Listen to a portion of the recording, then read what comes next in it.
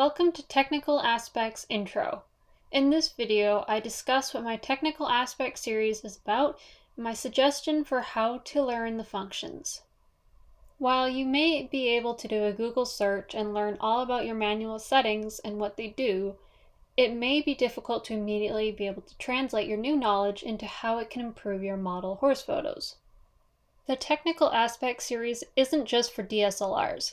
Many point-and-shoots and bridge cameras also have manual settings. To put your camera into manual mode, you turn the dial located on top of your camera so that M is selected. The LCD screen of your camera will now show a bunch of numbers. Don't panic, I'll get to explaining what they all mean. Now you absolutely don't need to shoot in manual all the time, or nearly ever. It is important to understand what all those numbers mean, so you do have the ability to manipulate them to get your desired outcome. I personally shoot about 90% of my photos in aperture priority. I will discuss more about why I prefer aperture priority at the end of this video.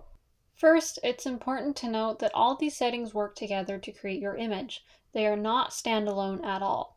If your image is perfectly lit and you adjust a setting, you will need to adjust others to compensate for the now higher or lower exposure. Remember this as it's important. For this series, I will do my best to explain how to find settings on your camera, but each brand and even each model is different. I have two Nikons, a D7500 and a D3300, and I'm only familiar with them. If you're really stuck locating a button, please Google your camera brand and model along with the setting you're trying to locate. Google will be able to help you better than I can.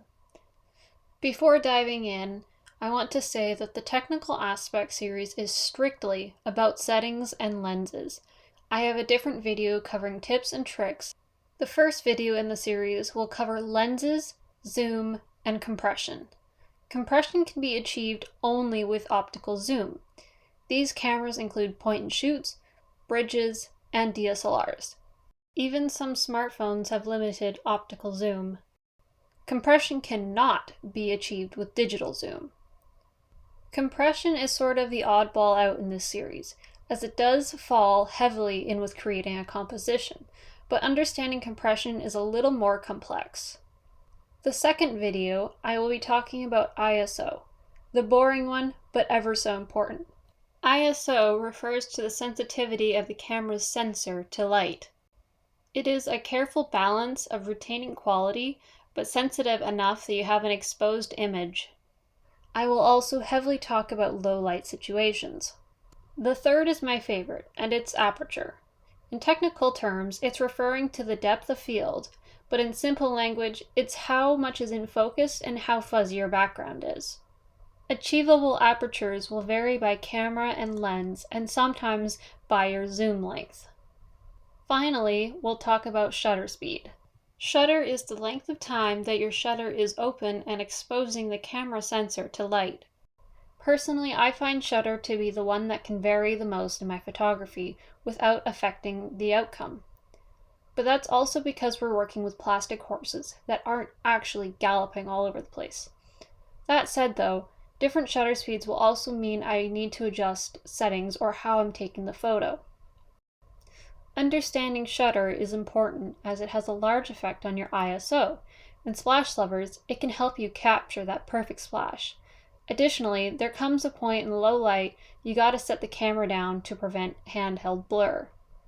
Now there is other settings, but I'm not going to go into depth into them. White balance and exposure comp are the other two you may notice. I personally don't touch white balance as I shoot RAW and can adjust it after in Lightroom. If you're shooting JPEG, I recommend leaving it set to auto. And if the colors aren't quite right, go ahead and manually adjust it to a white balance closer to what you are seeing. Exposure comp is not something I touch all that much. It has a time and a place. If you're doing a lot of photos in the same area but not the exact same spot and they're all coming out a little dark or a little light, you can change the exposure comp. That way you're not in manual fighting to get the right settings for all the photos. Now, having a basic overview of the different settings, I want to touch briefly on why I use aperture priority for most of my photos. In model horse photos, I typically am after a certain aperture. My shutter speed is a variable that can be whatever, for most photos at least. Putting my camera into aperture priority, A, or AV, my camera can figure out the shutter speed for me. All I have to worry about is my ISO and my aperture. If I'm not getting my desired exposure results, that's when I pop into full manual, M, and also set the shutter speed myself.